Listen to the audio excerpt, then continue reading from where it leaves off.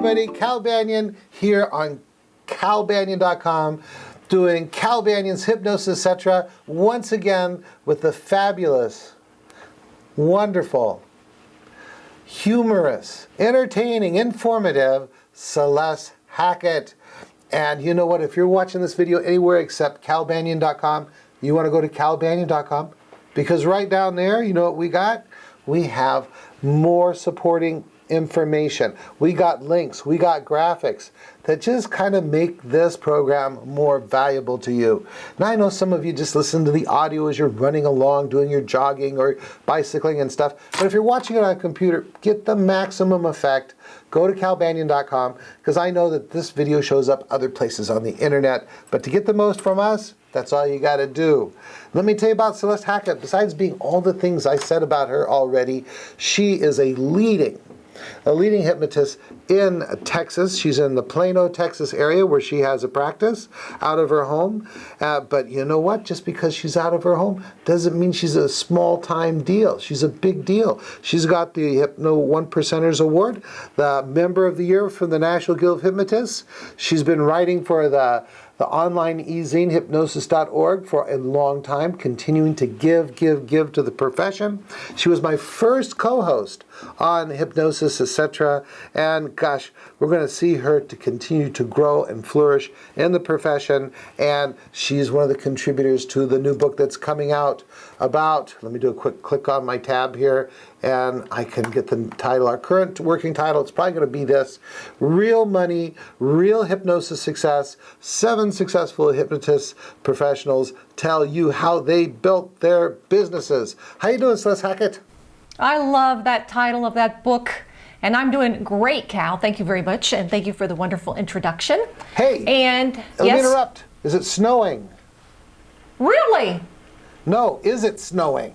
Oh, I thought you were saying the snowing there. I'm like, it never snows there. It can't be there. It's not snowing here that I know of. I'd have to really stand up and get up to look, but it snowed last night a wee bit. So, for those people who are watching this video for the very first time, on the very first day that it's published, it is New Year's Day.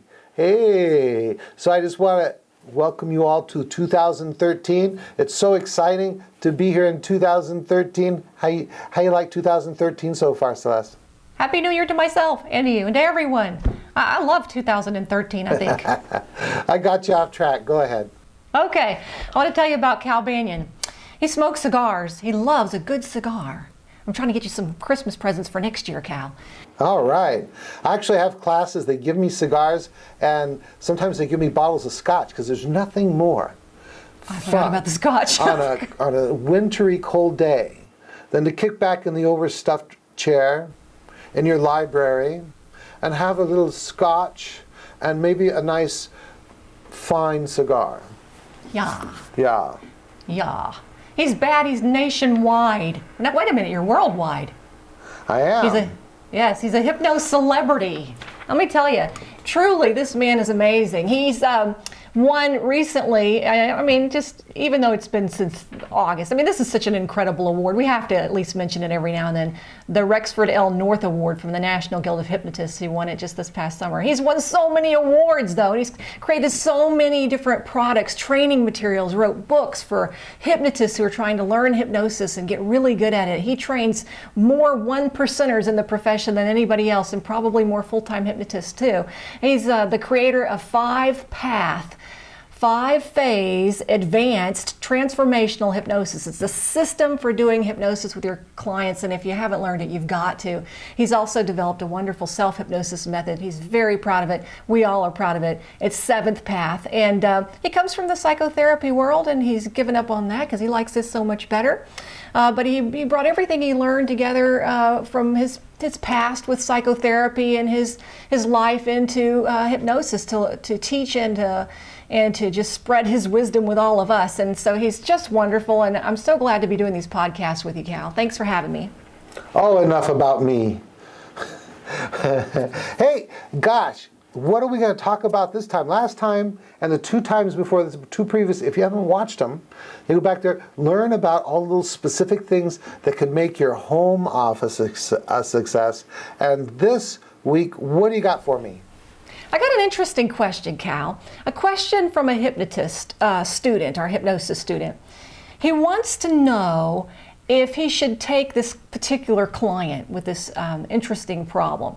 The client is a male, and as a child, he had a same-sex experience. And this potential client says he's not gay, but he feels that his subconscious keeps leading him into promiscuous same-sex behavior and thoughts. Now, the hypnotist wants to know if it's possible to help the potential client overcome or rewrite the subconscious script that causes this man to make choices he feels are truly not him. Okay, now in that, I got some questions about the question. Okay. So in there, does he talk about that he's actually engaging in same-sex behavior? Yes, he does. Okay. And what does he really want? He wants to be true to his wife. He wants to be monogamous in the relationship, and he doesn't feel like he feels like he's heterosexual. Okay, and the proposed client believes that this early same-sex experience he had, I'm looking down at my clipboard here, you guys see me looking down, is the cause of the problem. Is that right? That is correct. Okay. And the hypnotist wants to know if the person should take the client. That's right. I guess they're wondering if hypnosis can help with this and how should they proceed? Well, this is far too complicated for me to even begin to talk about. Okay, I'm just kidding. All right, so there's a number of different things that are going on here. I'm kind of going through it in my mind. One of the first things is, gosh, we're in the business of helping people get what they want. But we also don't want to be fooled by the obvious. And so our clients will often come to us saying, hey, this problem started at a particular time, and this is the cause of the problem. And what we want to realize is that our clients almost never know the cause of their problem. So when this client says that this started when I had a same-sex sexual experience when I was a child, don't fall for that. Could be true, but most of the time this isn't what caused the problem. See, the conscious mind is rational and analytical, and it's trying to be reasonable about things, and so it looks through your history and it says, well, what's the most likely cause of this? And it settles on something that seems reasonable. But quite often we're going to find, Celeste, in this question, how old was the individual during this experience? They didn't give an age. Okay. Most ISEs, initial sensitizing events, which is the cause of the problem, these things happen like before the age of 5, usually most times in my experience, even at 3 or younger. And people usually don't have recall for these situations that happen when they're 3 or 2 or 1 years old, unless they're in hypnosis and they're experiencing a real live age regression experience. And so when they provide us what they think the cause of the problem is, we don't challenge it. We just say, okay, and we find out what they think the cause of the problem is, and in our minds we file it in as that this is what my client thinks the cause of the problem is. Now, what I would then do is I would take this client personally, and I would go after the ISE. Now, this person doesn't believe, and this whole thing about what homosexuality is and homosexual behavior, we don't really understand why a certain percentage of our population feels homosexual, behaves sexually.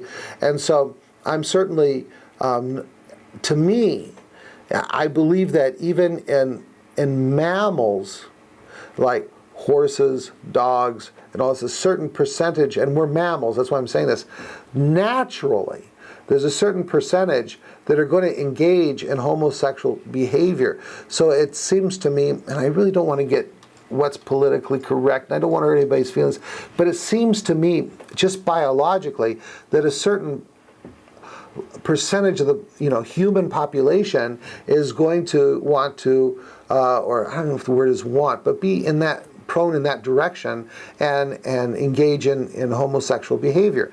But here's a guy that says, I don't think I'm homosexual, but I think about it sometimes, and I've even played around with it sometimes or engaged in it sometimes, but I just don't really feel homosexual. Well, gosh, maybe he's bisexual, or maybe he is a heterosexual that has dabbled in homosexual behavior.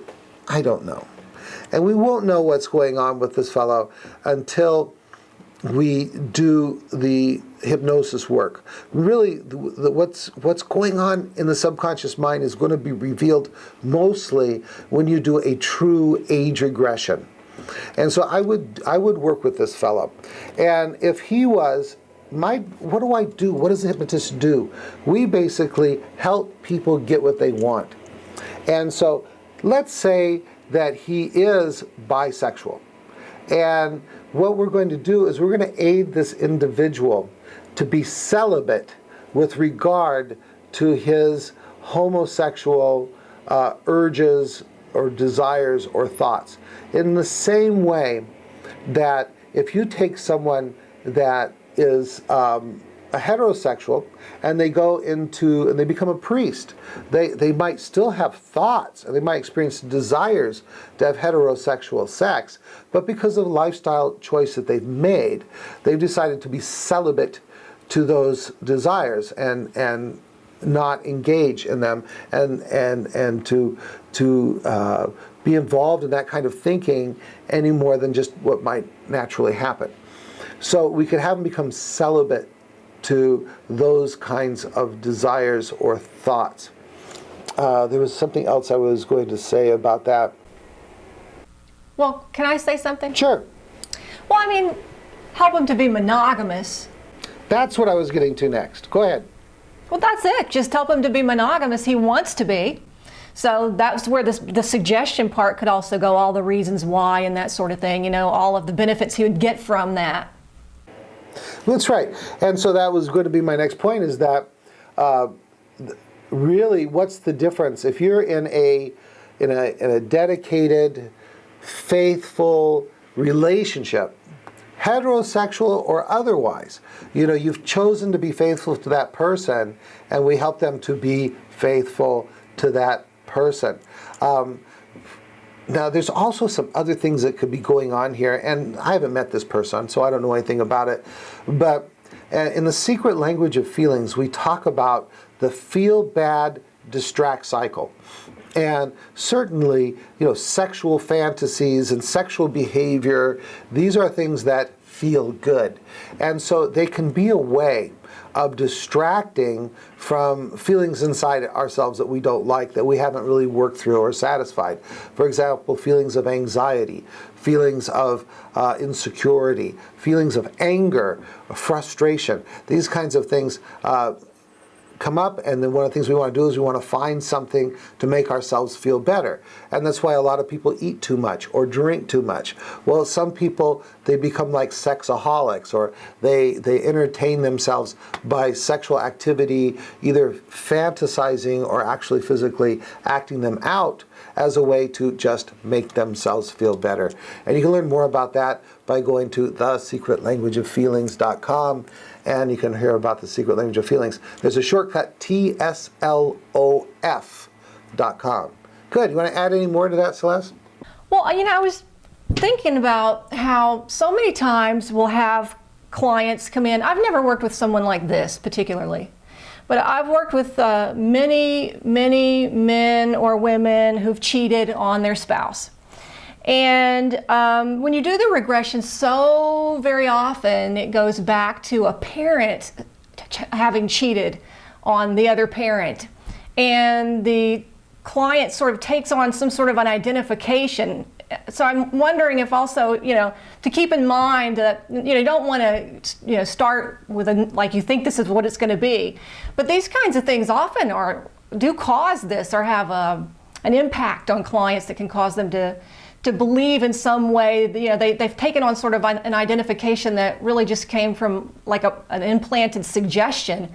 Does that make sense? Sure, and how do we know what the cause is?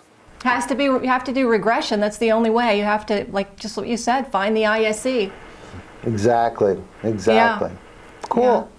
Well, I think, leave any comments down below if you have things you want to add to this. We're not taking the stance of, homosexuality is, right or wrong or anything like that. What we're in the job of doing is helping the clients get what they want, moving towards, health and wholeness. Good. Anything else on that question? That's a good question. That question is fascinating. Hey, I'm going to do something else now. Okay. All right. I want to remind everybody that we're doing drawings for our Hypno mugs. Hey, and I've got a new name. And so, how do you get in the drawing for a Hypno mug? How do you do that? You tell them, Celeste. Well, you have to go to our Facebook page and like us. That's one way you can do it. Facebook.com/Hypnosis ETC, okay? Or you can become a VIP member of CalBanyan.com. And then you'll get your name in the hat, and your name could be drawn, and then you get the wonderful mug. Do they get to choose their mug? That's too complicated, because I'm not sure what, we're going to just try to get them. They're all great. That's true. Look at this one. I'm showing it. Hold it right up to the camera. This is some like hypnosis art. Really like this one. And this is the one you guys see me sipping on during the sessions. This one says on it, I've got coffee in it, Hypnosis Pro, Hypno 1%er. Look what it says right there on the end. I don't know if you can read that. It says powerful, relentless, focused, hardcore, and very successful. And on the other side, it says serious hypnosis. All right, here's the name. Give me a drum roll. All right, here you are, Jody Shaw, JODYSHAW. If you're Jody Shaw, then what you want to do is go CalBanyan.com. Go right up to the top. There's a contact us form, and all you got to do is click on that, fill in the contact form, and let us know that you are Jody Shaw and that what your address is. And gosh, we will get this mug out to you. Jody Shaw, And, Jody Shaw, Jody Shaw. Give us your phone number too, because we might want to get some feedback on how great the mug was, because they are really, really nice. All right. What else we got? We got, what, another 10 minutes or 5 minutes or something? Okay, well, this one will probably be good then.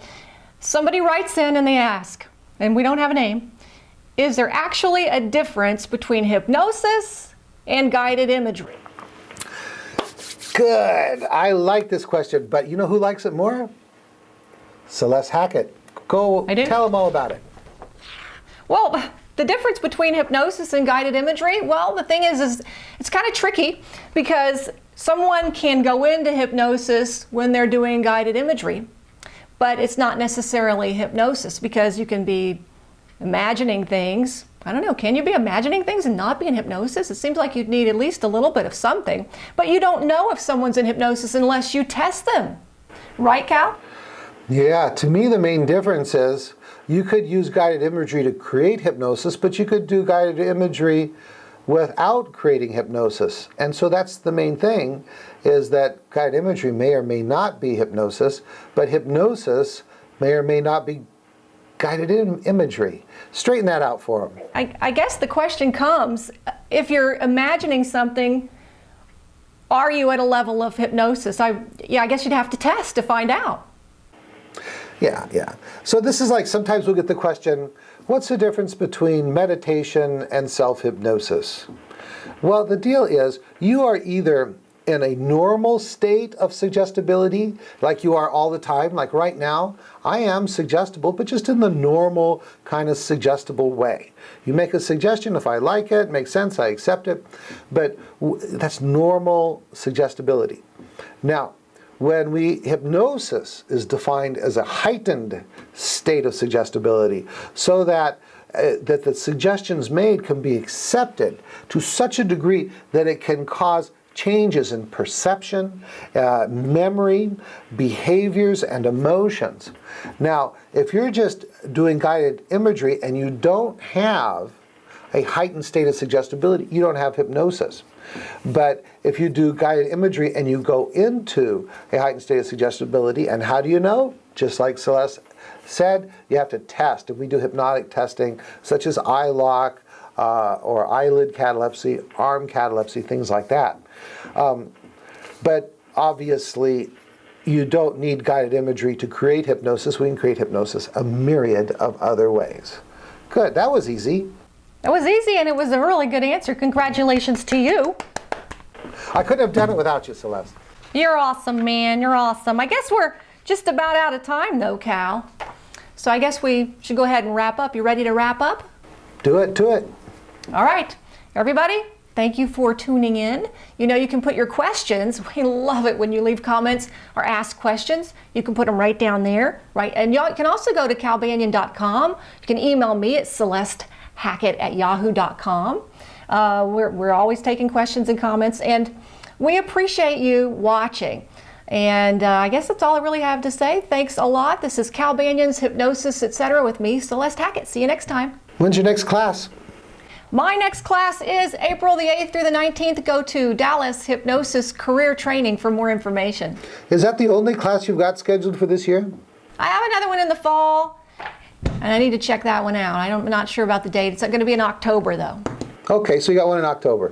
Good, and also we have one here at the Banyan Hypnosis Center in Tustin, California, only 20 minutes away from Disneyland and all that good stuff, is January 21st starts, and then April 22nd, and then July 15th, and we have the Week of Power, which is a 7-day version for people who are already certified, and that is in October, and then we're going to be hypno-festing out here, and see, I think that's about it. Oh, haven't talked about it in a while. Go to our Hypnospace.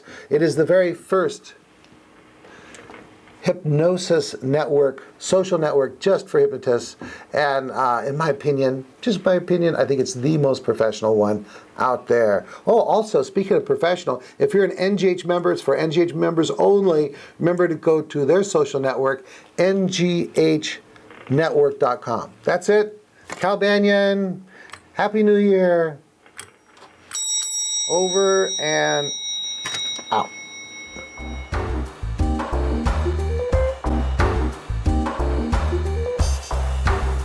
This recording is the property of Cal Banyan and the Banyan Hypnosis Center for Training and Services, Incorporated. All rights reserved, for private use only, may not be duplicated without permission. For contact information, go to www.hypnosiscenter.com.